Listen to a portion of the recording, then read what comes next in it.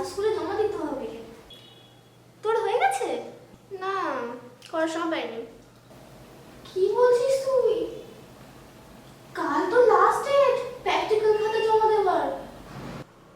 নইলে সুমন ম্যাম তো খুব রেগে যাবে।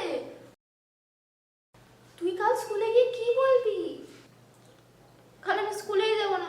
হ্যাঁ, আমার আদরের বোন মিঙ্কি খুব শরীর খারাপ, বাথরুমে পা পিছলে পড়ে গেছে, পাটা পুরো ফ্র্যাকচার হয়ে গেছে।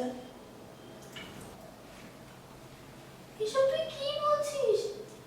আমি বাথরুমে পড়ে গেছি, আমার পা ফ্র্যাকচার হয়ে গেছে? এসব তুই কি বলছিস? আমি তো পুরো ঠিক আছি। আমি ঠিক বলছি, কাল আমিও স্কুল যাবো না, তুইও যাবি না। কিন্তু কেন? এসব কেন মানে উত্তর আমি দিতে পারবো না। যেটা বলছি সেটাই করবে, নইলে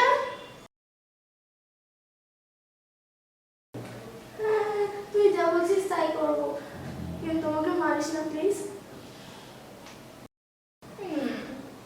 শোন, আজকের মধ্যে আমার প্র্যাকটিক্যালের কাজটা রেডি করে রাখবে।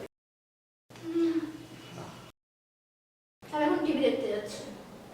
আর হ্যাঁ, মাকে যদি এইসব নিয়ে কিছু বলেছি। না না মা, আমি কিছু জানাবো না। কাজটা কর।